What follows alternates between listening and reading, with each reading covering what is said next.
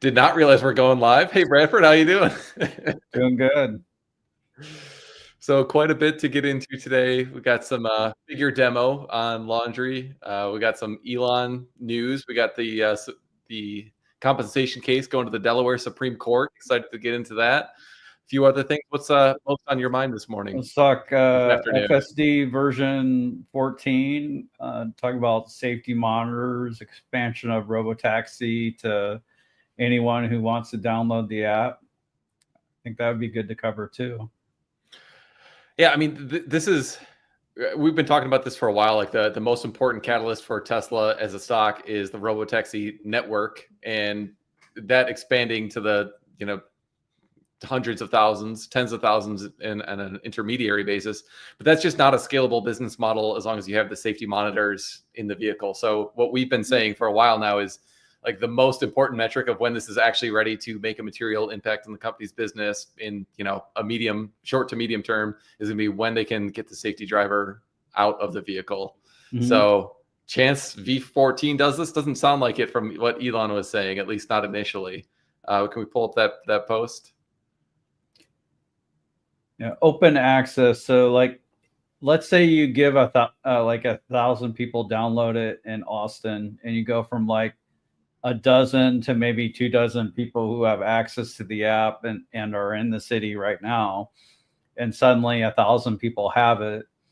So if you don't add cars, Matt, wait times are just going to explode. It's going to be ridiculous. Yeah, I mean, this seems obvious, and in San Francisco, I'm really curious what they're going to do, because it's such a large area that they're covering. I mean, going from one end to the other would be over an hour, I'm sure. So, if you're going to make that open access with like a couple dozen cars, maybe, like that just, it seems like a recipe for disaster, because the wait times will be so long. So I guess the implication is, if you're not going to have a customer relations disaster by having demand like 10x to 100x higher than your supply to meet that demand, the only way to have that happen feasibly would be if the safety monitor is coming out. So I guess, do you believe that? Is that happening so soon? I think they either need it to come out and to put 100 or 1,000 cars on the road, or they need to,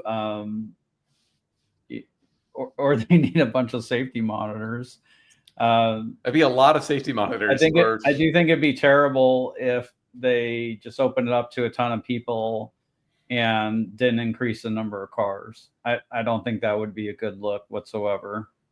And I think Tesla's not stupid enough to make a mistake that's that easy. Yeah. Right? So they clearly have some plan. To me, we've seen them hiring safety monitors in other geographies.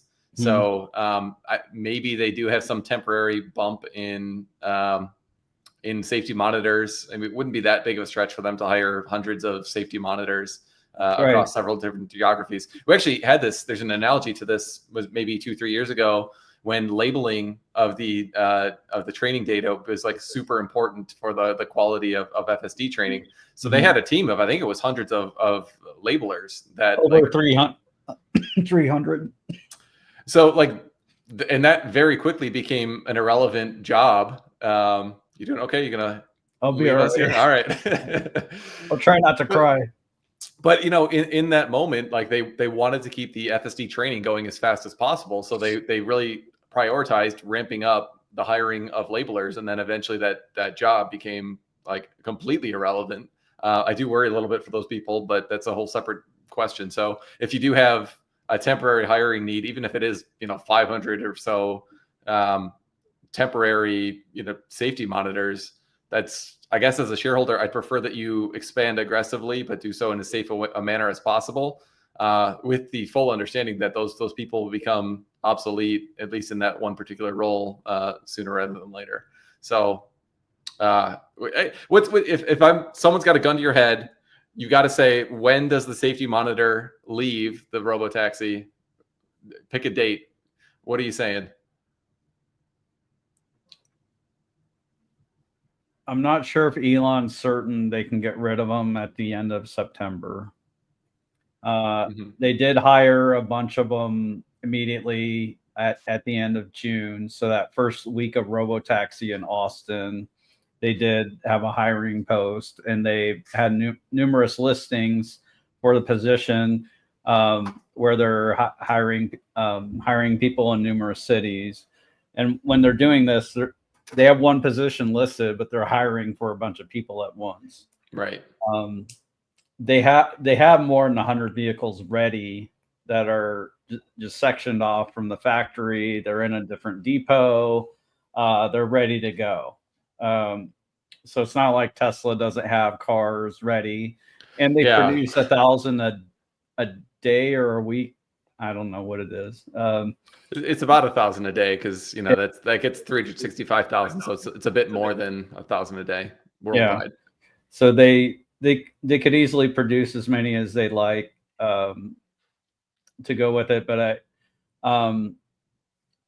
it sounds to me like it might be with safety monitors first. I'm not sure how many miles they need in San Francisco to actually go without a safety driver. I'm not sure what that process looks like. So I think we should actually research that, Matt, see if they would have to have safety monitors in San Francisco or not. Yeah, that's a good point. I think, from what I understand, and this is lightly research or just like reading posts on X, I think they have to have the safety monitor actually in the driver's seat for some reason. So, but I'm not sure if that's actually true or not. So, but yeah, I do notice you didn't answer my question, and so you probably got your head shot off. So, October sometime, is that when the safety monitor comes out? Hopefully. I agree. I'm not going to say it. I don't want to jinx it. All right. Didn't realize how superstitious you were on this front. I mean, yeah, I think if I had to guess, I think there's a small list of items Tesla needs to work on generally to fix, and I think Tesla's well aware of these items. So the car, it'd be great if they could use the highway, even though highway driving is just inherently more dangerous. Mm-hmm. But on the highway, you don't want to get it getting on the wrong exit or failing to take the correct exit. So they know they need to fix that. So occasionally it's tempted to do that. It seems to be really good in the rain. So the current version they have in Austin is going to use the wipers as quickly as it needs to. It's not going to bail in the rain. It's not going to let you down or give you up. And then there's a few other things, like not going in the wrong lane, even if there's no other cars that are incoming, things like that. So I'm very confident that the new version is going to fix this, and the number of edge cases is going to be much lower. But I'm not sure Elon's confidence that it's going to be low enough, and whether he will accept some accidents, even if they're minor, like busting through a train arm or whatever, or some fender bender with the UPS truck that's backing up and you don't have room to back up or something like that.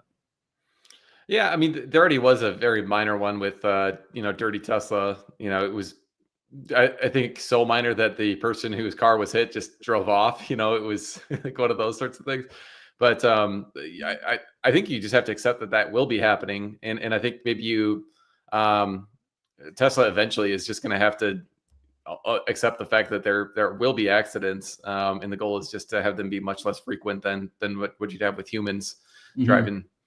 And I think they've got a pretty clear path to get there. But I think there is some of this low hanging fruit that you're right, Tesla's aware of. They need to get some of this navigation stuff figured out, driving on highways, obviously. And then, although I think they're doing that now.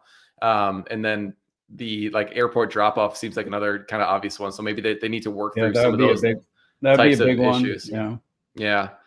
But if you do that with the safety monitor in the car, get the model even better with an extra few months of training, and then I would say before the end of this year, the safety monitors come out, and that's a pretty big milestone. And I think whenever that happens, it's going to be extremely bullish for I don't know, the following 12 months of whenever that date is.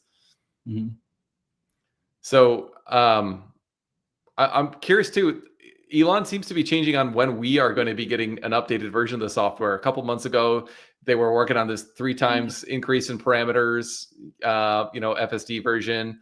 Then it was a 4 times increase, and now we're talking about a 10x increase, and that's going to be like a month or two away. Right. Why do you think we keep getting these, change the 3 to 4 to 10 with no intermediate changes? It seems odd to me. Curious if you have any thoughts. Yeah, I'm not inside Tesla, but I know like these training runs can be pretty long with video. You're feeding it millions of videos. I think there's a higher parameter count now, so maybe you're wanting to add that front camera on the car for the Model Y. You're wanting to use the hardware for videos and the longer context window. So it's not just a 10 times bigger model, but longer context window where it's looking at the last 5 seconds of video currently, but they want to extend that to at least 15 seconds. So it can better predict what's going to happen next based off of the full last 15 seconds. And it re-updates every frame it gets, which is cool.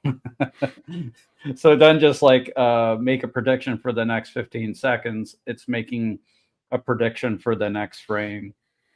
But it can look, I think, farther forward in the future. I think what Elon's wanting to do and what the team are wanting to do is to try to max out the hardware for hardware, the capability, how much they can run in memory, how much it can process at a time, and be able to make that decision. Is everything okay over there? Yeah, I'm just being an idiot. I'm just playing with this little earbud case and clanking. Well, thankfully, it's just you and I having a conversation, and there's nobody listening. That's right. So I'm hopeful that they're trying to max out that hardware and see how far it gets them. I think that's why they went from like 3x to 4.5x. Maybe they experimented with a dummy model, or maybe they had a full model with 4.5x, and they're like, well, we're still not using max hardware. Let's get it toward max hardware. Well, and there is a fair amount of validation that they need to do after the training run is complete. I mean, that seems to take weeks to a month or more. And so I do wonder if they were kind of seeing the increase in value that they got from the 3x, and like, all right, you know what? Rather than validate that, let's up it to 4. And then they had the compute capabilities. All of a sudden, it said, you know what? Let's just do the 10x. Like to your point, we're going to max out the capabilities there, or at least get closer to maxing out the AI4 capabilities. So you do that, and then spend all the month kind of validating that version of it. And then you can ship out a much better product rather than, I don't know if this is exactly how it worked, but if you had to kind of sequentially wait and like roll out the new version, and then you're doing some new training based on, the 3x parameter and the 4x parameter increase, then you need to retrain. I wonder if they're just going straight to like as much as they like possibly can handle with their system right now, to get that through the training as soon as possible, and then validate it as soon as possible. And maybe that's the way to get to the goal maximum rather than the local maximum, at least for AI4. It's all about elongation. You're just full of gems today. You're never going to let me down or desert me. So AI 6, what do you think's going on with Elon being so excited about AI 6, and we're just kind of skipping over, because we know AI 5 is in the works. I think the design is finalized, going to be manufactured probably next year, right? But Elon seems very excited about AI 6 and actually cited this as a reason for the Dojo cancellation. Any speculation you have about why Elon might be so excited about that right now? And like, we're still, I think, in the throngs of trying to optimize AI4 and getting excited about how good that is. But as investors, we need to be looking down the road. So any speculation you have on that front?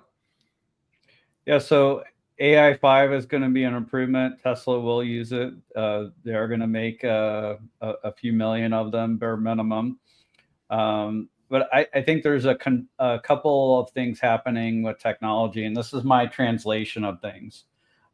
So there is custom silicon or custom designs that are really efficient at inference. So you're running the model through or the data through the model, and you've already done the training, and you're just inferring what to do with the model data. So like companies like Grok and Cerebras are really good at inference.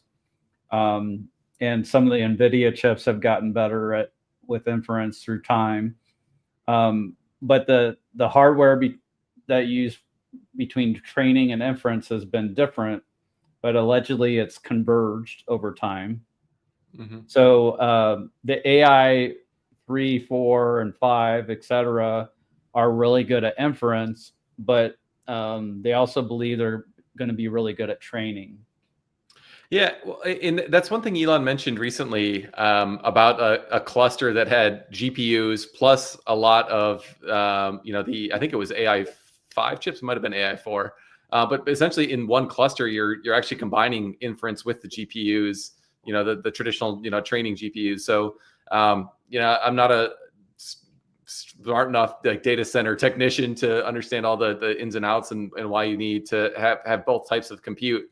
But it is interesting that they are kind of converging in the same cluster now. And so I wonder if he's just kind of looking forward at, AI 6 and how scalable that might be and how capable that might be, and just saying, okay, we started Dojo 5 years ago, and we're just kind of falling behind the current cutting edge. So just like scrap that idea completely. We can get better results, just with sticking, I forget how many he said, how many the AI 6 chips on a single board, but essentially just doing that. And maybe that's a better way than the approach that Dojo is pursuing. So one of the posts I saw on this was just how, which still sounds like Dojo. So like, the promise of Dojo was putting 25 of these, we'll call master chips on one board. And mm-hmm. I think each of these chips had at least like 25 cores in them. So you had like over 800 cores on each of the tiles. Right now, it sounds like the NVIDIA GPUs are like one main master chip on a board, and then you have this like cabling nightmare that you have all this Ethernet cable everywhere, and it's just insane. Where it makes more sense to just put it on a board and deal with the electricity or heat cost of transmitting it through that metal. Mm-hmm. So I think that's what they're wrestling with right now. So I think it's going to be similar, but it's mm-hmm. just going to be more efficient. Like, why do it with 25 chips on one wafer or whatnot when you might be doing 500, 125 or maybe 625. Yeah, depending on how small they get. Well, and a big piece of the initial promise of Dojo was basically reducing the number of connections and the amount of space that the information would need to travel in between the different chips, so that all the different the entire Dojo cabinet essentially can work as one computer seamlessly. But mm-hmm. I think even NVIDIA has come up with some really ingenious solutions around this, like NVLink, that spine that connects like all the different things together. I mean, if you've seen that, it's extremely it's awesome mm-hmm. what they've come up with to essentially get all these chips to communicate as seamlessly and as fast as possible. So I wonder if some of those types of innovations from other players in the space was not expected. So they just found other ways to get some of those benefits that Dojo was initially promising. I do think it's exciting that they're going to get away from all that crazy cabling. And I do think NVLink does use a ton of cabling. So it's just a very, very condensed, and it's handled, instead of partners having to do all the cabling on site, mm-hmm. you create all this cabling at a place like Supermicro or whatever. So they create the spine, so you could just slot it in. Yeah, so exactly. It doesn't necessarily eliminate the cabling, but it's minimizes the length of the wires that you'll need, and makes the whole thing integrated much more easily than if you were kind of hand wiring these on site or something like that. So yeah, There is a lot of tough engineering, like just to move things between the core processor and the memory. That can be very expensive to do that, both heat wise and electricity wise. So um, they're figuring that out. But it's cool to hear how quickly things are advancing. That they're just like, nope, we're not doing this. Let's see what it looks like in a few years from now. I guess another exciting thing about AI6 is maybe this will be what mainly goes in Optimus version 3. If you're making millions of robots, you're going to need millions of AI6 or AI5 chips. Yeah, I think when they get to scale, they'd want to be on AI6. I mean, kind of thinking about it, Elon in the past has said like a 2-year development time frame for each one of these chips. So going from 3 to 4 to 5, being very close to production now. So maybe 5 would be kind of nearing the end of its production run in, let's call it, late 27. Well, that's right when I think we'd expect Optimus to really be ramping up to serious volume. So if AI6 is ready in late 27, early 28. Yeah, that would be the one that you'd be scaling up the Optimus with, literally millions of units with. So I think getting AI6 right is a lot more important than getting AI5 right for that reason. So let's talk about development timelines for a minute. Let's take a short detour to Ford. Ford had a big announcement yesterday, and we hear some quotes that are similar. We heard from Doug Fields of Ford, who was with Tesla and Apple. The best part is no part. Haven't we heard? I've heard that before. Yeah. I've heard that probably 20 times from Elon. When I hear Jim Farley say that LiDAR is a crutch, I'll be a happy man. But until then, I'm going to be frustrated.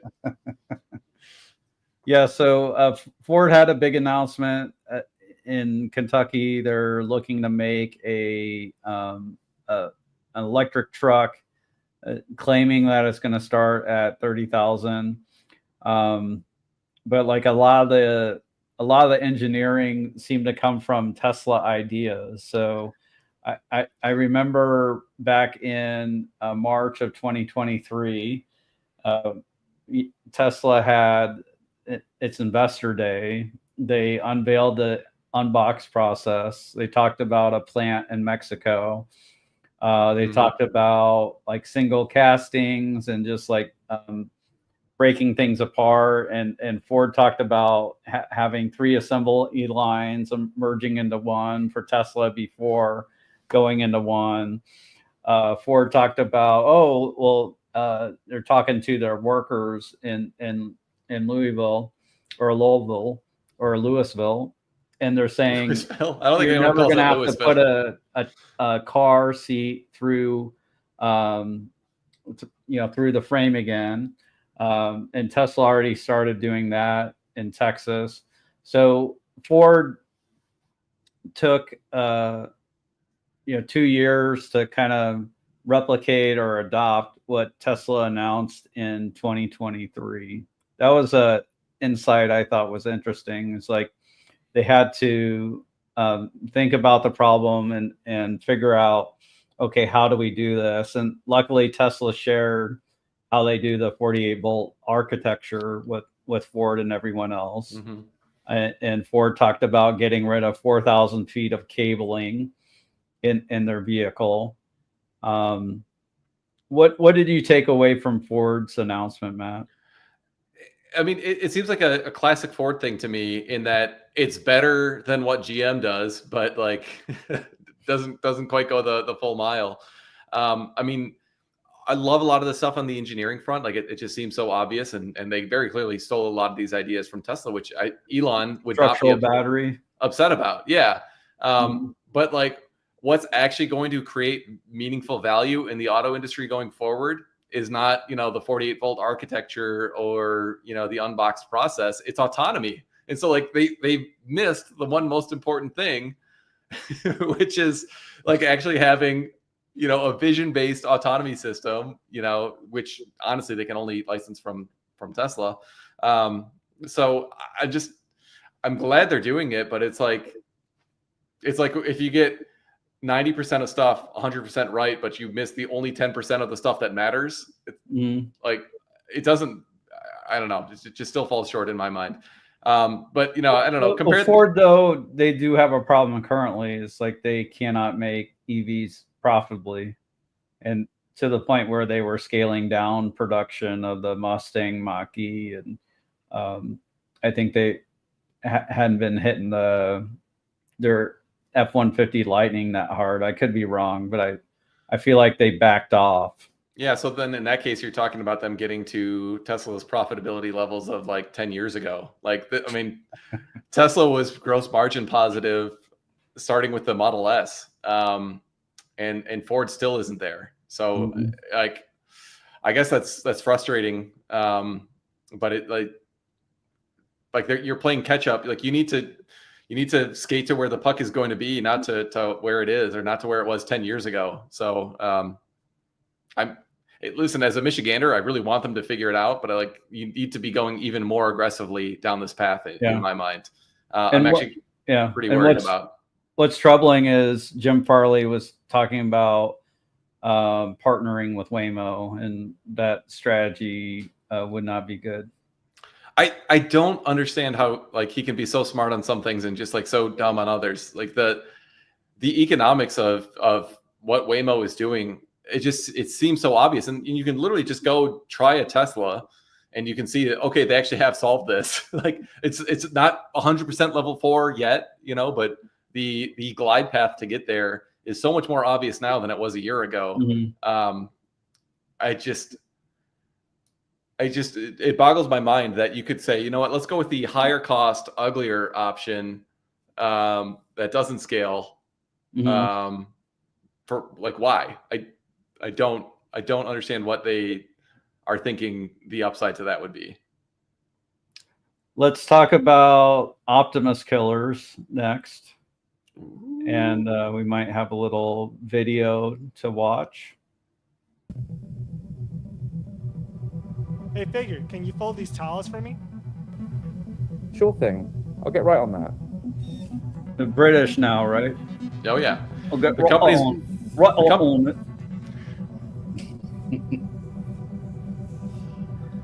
It's smarter if it's British, right? Yeah, you'd pay more money for a British one than for an idiot American one.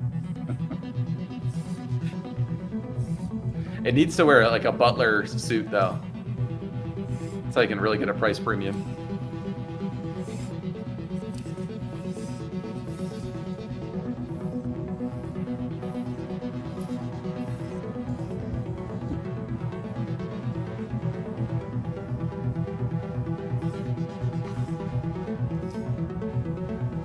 So I didn't see the caveats for this video if there was, but I'm guessing this was autonomous. It is pretty impressive. I expect the Optimus to be able to do this. As you're watching this, Matt, what thoughts spring to mind for you? Yeah, it's an improvement on what we've seen previously. Some of the refrigerator task, for example, is a bit easier than folding laundry. But you can tell that it's not doing a perfect job of it. I don't think my wife would be happy with the quality of folding that we're seeing on this. There's some stuff that's getting a little wrinkled up, but it's impressive. I think as a good kind of intermediate step along the way towards being able to handle more tasks like this on an autonomous basis. This is, I would say, very close to the level of quality that you'd be wanting to see. So I'm excited. I think the humanoid robot space is not going to be, one that Tesla only competes in. And so, I think if there's more competitors doing stuff like this, that's just a good thing for the economy overall and for Tesla too, because it's going to push them harder. Yeah, I agree. So we can go ahead and stop the video now. I do like the music. That's my vibe for sure. Don't doubt your vibe. But yeah, I think this will help push Tesla to move faster if they're not moving fast already. Elon realizes that the more they share around Optimus or around AI, the more they're going to be copied. Mhm. So I think Tesla is much further along than we've seen. So yeah, I think they do share some snippets at times when they're trying to hire. So the latest snippet we saw that I thought was really cool was all the different tasks that it was doing. Is about a minute, 6-second video, and it was like stirring some fake stir fry in a pot. I forget what else it was doing, vacuuming, picking things up. So a lot of different tasks. And they were wanting to train it directly from human videos and not needing to do like the teleoperation data. Right. And take that approach. And then the next step they're wanting to do is train it from third person videos. So like any YouTube video. And I think they're already successfully doing it from first person videos where the Optimus is, or the AI is imagining what the sensor data is. Yeah. And it's figuring it out from that. So that's what has Elon excited. And the reason they release that is they want to attract some talent to help them accomplish that. And I believe that's happened already. We just haven't seen it. Yeah, I mean that's a huge kind of unlock for scalability of their training. Is if you're relying only on teleoperator data, I mean that's just a trickle of data. Like that's not going to be super useful for training purposes. So as you can go from the kind of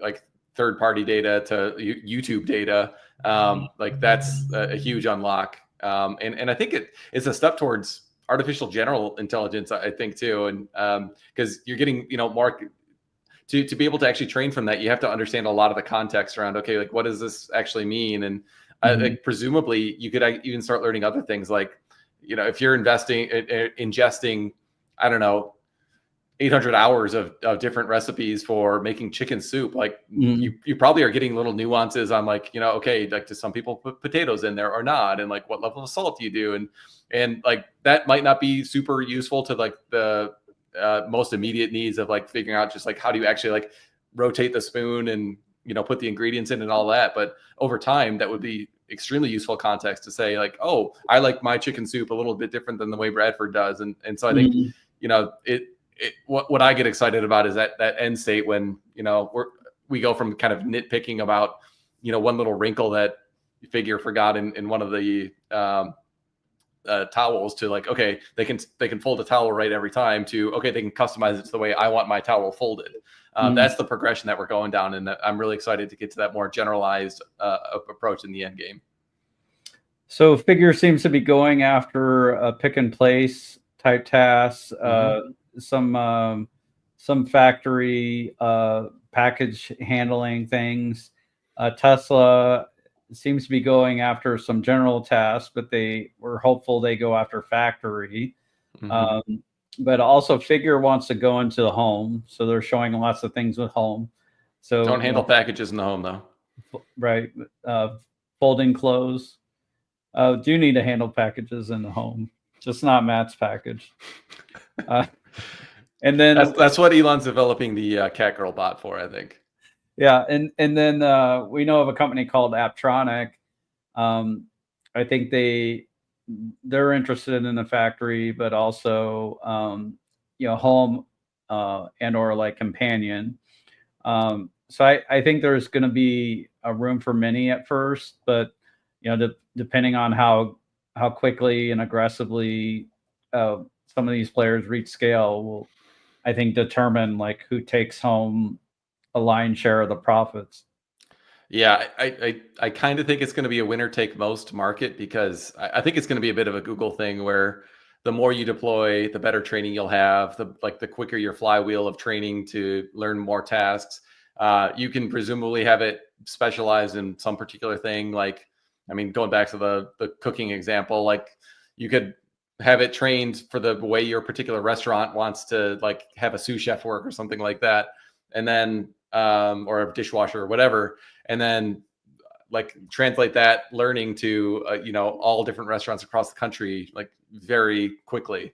So I think speed is extremely important here, because like getting that initial market share just creates a flywheel of better training, better results, and therefore more value that you're delivering to customers, and therefore more value that you can realize as a company and as a shareholder. So there will be different niches, but I don't know, is 80% of the overall market share, is that too aggressive, and what the winner takes in this place? I think it's possible and likely, and also likely. So scale is going to matter a lot as far as cost and training and your model and all these sorts of things. I think it could happen. I don't think it necessarily happens though. So we also have some changes with the Delaware courts. One item that did change is they want it so that there's like the spinning wheel. Did you hear about the spinning wheel, Matt? I did not hear about the spinning wheel. Tell me about the spinning wheel. So cases that go to the chancery court, instead of judges being able to pick and choose. So judges who Kathleen McCormick gets all the Elon cases. That's not going to be the case anymore. Probably not, because they're going to spin the wheel and see what happens. But also, Tesla is no longer in Delaware, so that doesn't mean the court cases stop, but eventually they'll kind of run out of time. But we did have another update with Delaware courts. Take a look. Scheduled for October 15th, oral arguments. So maybe we get a ruling by November. Tesla did have the pay package where they have this like conditional preemptive restoration, kind of in a way of Elon's package and the elongated package. How many double entendres are going to be in this live stream? That's what I want to know. I have at least 5 right now. So I think it's a great thing that the Supreme Court is actually hearing this. The Delaware Supreme Court is actually hearing this. Now, I'm not a Delaware Supreme Court watcher, so I'm not going to claim to know like the 5 panel members and like their political leanings and everything. But just like purely from looking at the landscape, this judge, Kathleen McCormick, in this particular case has been like the explicit trigger to several companies leaving Delaware, which is bad for business. It's now dozens. It's dozens. Yeah. It might even be over 100 good-sized companies. Which has very real impacts on the Delaware economy, being such a small state. And like, it's the type of thing that, it could be hundreds of companies, and it could be hundreds of large companies. I mean, what percent of the S&P 500 is incorporated in Delaware? I guess it's more than half. Probably 70%, something like that. So you literally could have hundreds of very large companies spending millions of dollars in fees annually in Delaware for all the lawyers and everything there that leave because this judicial system has become so hostile and like more than that, unpredictable. Like the reason all these companies were incorporated in Delaware, I don't need to repeat this for everyone, but is because it was so predictable and so pro-business. So if that's no longer the case, it seems like an obvious consequence is going to be an exodus at a much greater scale of all those companies that are still headquartered in Delaware or incorporated in Delaware. Yep. So like for that reason alone, I would think the Supreme Court would, want to overrule Judge McCormick here. But is it that simple? Yeah, we'll find out. I'm not a lawyer, and this is not legal advice. So let's check out the CPI. Got a little popcorn here. All right. So the big news on this was that CPI came in slightly under forecast. So I think it was 3.3% was the expectation, came in at 3.2. Core CPI was right in line with forecast, but the question is, all right, CPI seems to have been under wraps for well over a year now. I mean, maybe it hasn't been like exactly under, a 3 handle, but is there a huge difference between 2.9 and 3.2? I don't think so. And so are the odds for a rate cut increasing now? Oh, sad J Powell and happy J Powell. I think for CPI last month, it should have been when like Trump had him as a hostage basically at that construction tour, and he just looked like he wanted to die. That was one of the most awkward interviews I've ever seen. Well, you ran way over budget. I won't go back to it, but that was wild. Yeah. So what Matt's referring to is where the Fed had allegedly lavish or over budget new headquarters or new building, and was criticizing Jay Powell for that. Yeah, it was it was so awkward to watch, and like awkward and painful and hilarious to watch, like all rolled into one. And it just looked like Jay Powell would have rather have been anywhere in the world than right where he was. It was excellent TV. So a number of our names running today. Tesla kind of in neutral, somewhat unched at up, maybe 53 basis points. Lemonade running, Air Test Systems running, Bloom Energy. Bloom Energy's been on a tear. We're kind of due to do a video about that, Matt. Yeah, I actually recorded a video about it last week. I recorded it twice, and Did you get a good one? No. Jordan, our guy, was working on editing it, and we're both just like, that was not a good video. We need to. I had it scripted. That was my problem. I just can't do scripted videos. I need to go through it, kind of on a loose basis. So I think the problem. I think what you also need is me in the video. So if you have me in the video, it'll be a lot better. I think that's right. So yeah, we'll do. We did a first video on Bloom Energy over 2 years ago. I think it was now. Or maybe I think it was a year and a half ago. Mm-hmm. I was actually just out to Bloom's facilities in Fremont a couple weeks ago. July. Super impressive what they're doing there. So we've been a bit quiet on this name, but boy, are we excited about. Yeah, we'll do a video on them. But yeah, they're up a good 50% plus. So I'm losing Matt's video a little bit, but there he is. So definitely had some key wins, and what they do, just to tease you all, is a potential solution to the shortage of power for data centers. Wow. So Rebellionaire is tweeting out the address for the old video. So if you search for Bloom Energy Rebellionaire, you should be able to find this as well. But there's the old one from a while back, so you can hear like the start of our thesis. But now we've gotten news that a utility is buying from them, where this was not happening before. And now Oracle wants to test them out with a smaller data center. So provided that goes well, they may get used in bigger projects in Texas and other places. So I think almost all of our viewers will be aware of this kind of AI arms race going on right now in the huge push to build more data centers and bigger data centers. So you've got multiple gigawatt data centers being built by multiple different entities. And Elon pondering a terawatt scale. Yeah. 1,000 times bigger.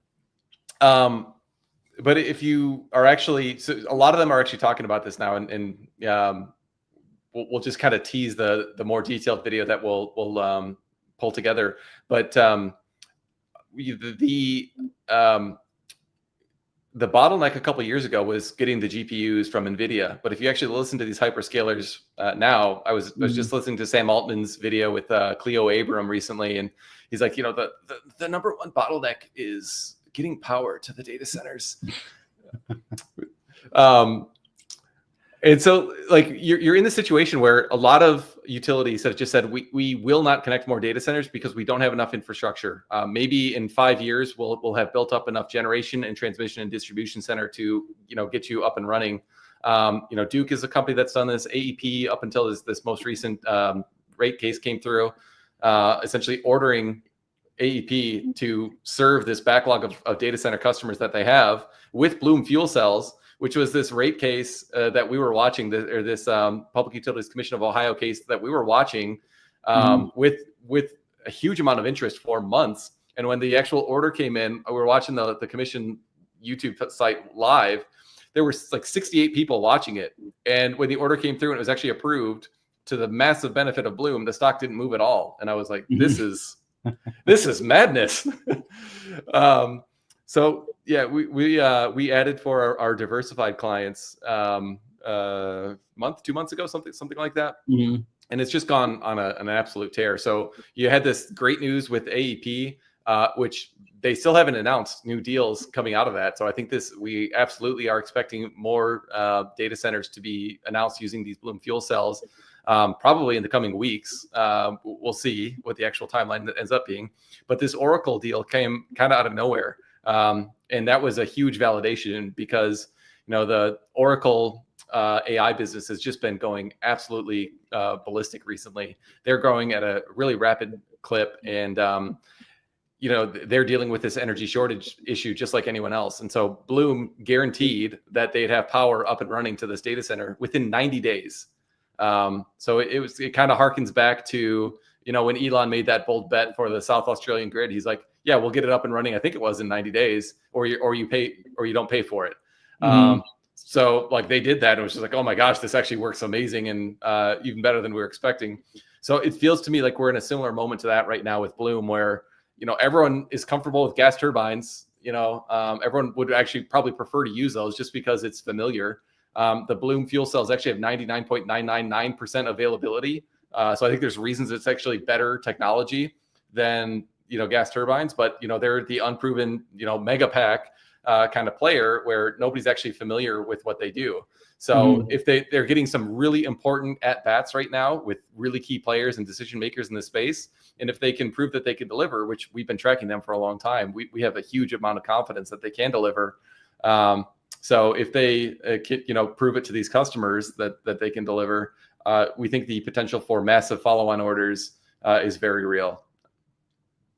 So to answer Nellie's question, I don't think Bloom would be disrupting megapacks. So megapacks are used to kind of steady the power from the data center. You have 100,000 or more GPUs working together, and you can have these power fluctuations, and you really need megapacks to help out with those very quick power fluctuations. And the Bloom Energy wouldn't be able to. The fuel cells can't fluctuate that fast either. I'm actually going to correct you on that. This is a new product that they've introduced recently. They because they saw how important this market is, they started putting supercapacitors in their fuel cells. So the supercapacitor can handle the instantaneous kind of fluctuations up and down.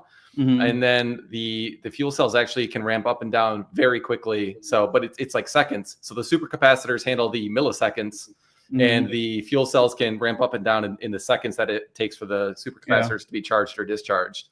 And these are not fuel cells. So this technology actually works. So data centers are using natural gas turbines, so large gas engines. They don't recapture the heat and do all that, but they are using large gas engines where they combust natural gas. And the fuel cells that Bloom has are they don't combust the natural gas, but they break it apart into water and carbon dioxide using a process. I'm not a scientist, but it works. It releases the energy, and it doesn't create the fine particulate matter that combustion does. Yeah, so there's no NOx or SOx emissions, which means like obviously that's just a good thing, but from a project development standpoint, that means you don't need an air permit, which is like another huge milestone. So like if you can set up essentially behind the meter, so you don't need a grid infrastructure, you have these supercapacitors, so you can handle the exact load profile that your data center demands, and then you don't need any permits really of any type, because there's need so little transformers. emissions. You don't need high voltage lines. It just knocks your socks off, Matt. Is that an electricity joke? You just said knocks and socks, so. Oh, okay. Sorry. I'm such an energy, like, to me, those are normal words, because I spent a long time actually working on air permits and that sort of thing through the development process of a power plant. So NOx and SOx, like, I actually don't even know what those stands for. Sulfur oxide and nitrous oxide or something like that. I don't know. We are not smarter than Elon Musk, but something with advertising has come up again. So let's check out this one. Oh, Meyer Thacker. We tend to agree with Meyer. So he had a good point. I did see this one. So like the number one feature that people want in a new vehicle that are intending to purchase a new vehicle soon is, maybe we can zoom way in. Maybe that's not possible. But the top one is to be able to have the car drive for you while you pay attention, but you don't have to hold the steering wheel. And to be able to do that on the highway. Do you know of a car that can do that today, Matt? Oh, yeah. Ford Blue Cruise. Nope. There's like some roads where that works. Yes. Teslas do that. Teslas do a lot more than that. Number one feature that people want, but there's this demand problem for Teslas. So naturally, Meyer thinks that it's an awareness problem. I know LJ is going to disagree in the comments, and that's all right. Love to hear Warren's argument on this, but you have a technology that people want. They know they want. Tesla has it today, but people are not aware that it's great at doing this today. And yeah, people are not demanding that they do it unsupervised. So they're saying, okay, I'll pay attention to the road. I don't want to hang on the wheel. And I want this on highways. And that's what people want. Give the people what they want. No, I think it's so true. It does seem to me, I mentioned this a couple of weeks ago, that we're sort of at an inflection point where I actually think we might finally be getting the early majority to be crossing the chasm and actually figuring out what's going on with Tesla and with EVs. My brother, I think I shared this last week. I picked him up from the airport and I had it on FSD. He didn't realize I didn't say anything until like halfway through. He's like, "Oh, you're not holding the steering wheel." Like, I had no idea.